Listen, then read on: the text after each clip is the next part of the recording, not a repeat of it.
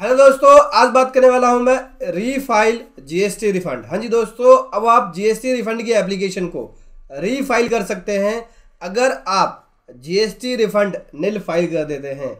अगर आप गलती से निल की जीएसटी रिफंड फाइल कर देते हैं तो आप दोबारा से जीएसटी रिफंड को फाइल कर सकते हैं। तो दोस्तों, इसको समझने के लिए बने रहे मेरे साथ वीडियो के एंड तक। We start paid professional services. तो दोस्तों, अगर आप जीएसटी रिफंड के लिए पेड सर्विसेज लेना चाहते हैं तो आप हमारी पेड प्रोफेशनल सर्विसेज ले सकते हैं, जो कि जहां पे आपको एक्सपीरियंस और बेस्ट प्रोफेशनल्स के द्वारा ये सर्विसेज दी जाती हैं। ज़्यादा जानकारी के लिए इस नंबर पे कॉल कीजिए या फिर इस वेबसाइट पे विजिट कीजिए। वेबसाइट का लिंक वीडियो के डिस्क्रिप्शन में है। तो दोस्तों, बात करने वाला हूँ मैं इस सर्कुलर के बारे में, सर्कुलर नंबर 110/29/2019 का, जो कि यही बोलता है कि अगर आप रिफंड एप्लीकेशन निल फाइल कर देते हैं किसी भी कैटेगरी के अंदर, ठीक है, तो उस केस में आप कैसे रीफाइल कर सकते हैं रिफंड एप्लीकेशन को। दोबारा कैसे आप एलिजिबल होंगे रिफंड की एप्लीकेशन को फाइल करने के लिए। और दोस्तों, अगर आप इस सर्कुलर को डाउनलोड करना चाहते हैं तो वीडियो के डिस्क्रिप्शन में इसका लिंक मिल जाएगा। दोस्तों, यहाँ पे गवर्नमेंट कह रही है कि गवर्नमेंट के पास बहुत सारी रिप्रेजेंटेशन रिसीव हुई, जहाँ पे लोगों ने बोला कि अगर अनजाने में निल रिफंड फाइल कर दी गई है RFD 01A और RFD 01 के अंदर, तो यहाँ पे टैक्स पेयर को अलाउ किया जाए कि वो रीफाइल कर सके रिफंड एप्लीकेशन को। मतलब कि अगर टैक्स पेयर अनजाने में किसी भी कैटेगरी के अंदर निल रिफंड फाइल कर देता है, निल की रिफंड फाइल कर देता है, तो टैक्स पेयर को अलाउ किया जाए कि वो दोबारा से रिफंड फाइल कर सके अगर उसका जेन्युइन रिफंड बन रहा है। तो गवर्नमेंट ने इस मैटर को एग्जामिन किया। एग्जामिन करने के बाद जो गवर्नमेंट के पास पावर है सेक्शन 168 सबसेक्शन 1 के अंदर, उस पावर को यूज करते हुए यहाँ पे क्लेरिफाई कर रही है, मतलब कि क्लेरिफिकेशन दे रही है।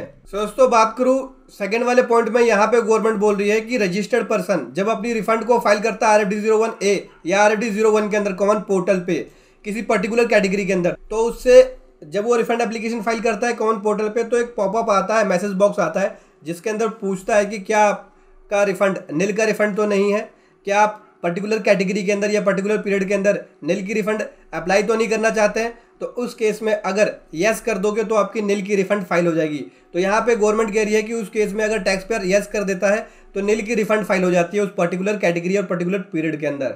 फिर उसके बाद यहाँ पे कॉमन पोर्टल अलाउ नहीं करता कि दोबारा से वो उस पर्टिकुलर कैटेगरी या पर्टिकुलर पीरियड के अंदर रीक्लेम कर सके रिफंड को, अगर उसका जेन्युइन रिफंड बन रहा है तो। उसके बाद तीसरे पॉइंट में यहाँ पे गवर्नमेंट क्लियर कर रही है बातों को कि रजिस्टर्ड पर्सन जिसने अपनी निल की रिफंड फाइल कर दी है फॉर्म RFD 01A और RFD 01 के अंदर उस पर्टिकुलर पीरियड और पर्टिकुलर कैटेगरी के अंदर, तो वहाँ पे वो दोबारा से रिफंड एप्लीकेशन को फाइल कर सकता है। लेकिन उसको यहाँ पे जो 2 कंडीशंस प्रोवाइड किए गए हैं उसको सेटिस्फाइड करना होगा। ये 2 कंडीशन अगर वो सेटिस्फाइड कर देता है तो दोबारा से वो रिफंड की एप्लीकेशन को फाइल कर सकता है। क्या कंडीशन है, चलिए समझ लेते हैं एक करके।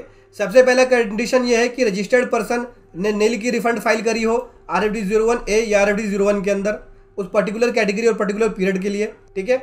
दूसरा, यहाँ पे रजिस्टर्ड पर्सन ने कोई भी रिफंड क्लेम नहीं किया हो RFD 01 के अंदर और RFD 01A के अंदर उस पर्टिकुलर कैटेगरी और पर्टिकुलर पीरियड के लिए, ठीक है। और दोस्तों, यहाँ पे जो सेकंड वाली कंडीशन है, सेकंड वाली कंडीशन के लिए यहाँ पे नोट है, यहाँ पे ये बोलते हैं कि अगर किसी पर्सन ने बी वाली कंडीशन के अंदर, मतलब बी वाली कंडीशन वो अप्लाई होगा किसके लिए, बी वाली कंडीशन अप्लाई हो जाएगा अगर रिफंड एप्लीकेशन इन 3 कैटेगरी के अंदर फाइल की जाती है। तो जैसे कि अगर unutilise ITC on account of export without payment of tax की वजह से पड़ा है और आपने उसका रिफंड क्लेम किया है, तो आप फाइल कर सकते हैं दोबारा से री एप्लीकेशन, ठीक है। अनयूटिलाइज ITC पड़ा है आपका, जो आपने सप्लाई करी SEZ यूनिट SEZ डेवलपर के अंदर विदाउट पेमेंट ऑफ टैक्स और उसका आप रिफंड किया है आपने, तो भी आप कर सकते हैं। और इन्वर्टेड ड्यूटी का केस है, उसमें आपने रिफंड क्लेम किया है, तो भी आप यहाँ पे रिफंड क्लेम कर सकते हैं।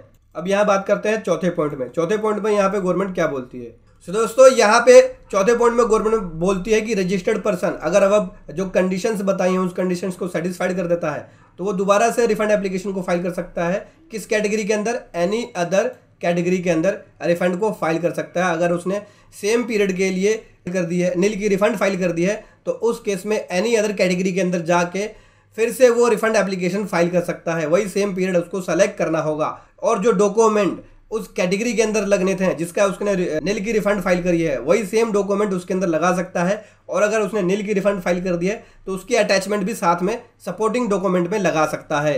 उसके बाद बात करें 5वें पॉइंट में, यहाँ पे गवर्नमेंट बोलती है कि प्रॉपर ऑफिसर, जब प्रॉपर ऑफिसर्स को वो एप्लीकेशन रिसीव होगा तो जो एडमिशेबल रिफंड है उसको वो कैलकुलेट करेंगे एज पर रूल जो पैरा 3 के अंदर सर्कुलर नंबर 59 में बताया उसके हिसाब से, ठीक है। और दोस्तों कोई भी अमाउंट इनएडमिशेबल रहता है जहाँ पे प्रॉपर ऑफिसर सेटिस्फाइड नहीं होता है तो वो डेबिट कर सकता है लेजर से, ठीक है। फॉर्म RFD 03 का यूज करके इस फॉर्म के थ्रू डेबिट कर सकता है। उसके बाद अगर वो सेटिस्फाइड हो जाता है, प्रूफ हो जाता है कि आपका जो रिफंड है वो सही है, तो रिफंड ऑर्डर RFD 06 के अंदर इशू कर देगा और पेमेंट ऑर्डर RFD 05 के अंदर इशू कर देगा, ठीक है। तो बात बड़ी सिंपल है, समझ गए आप।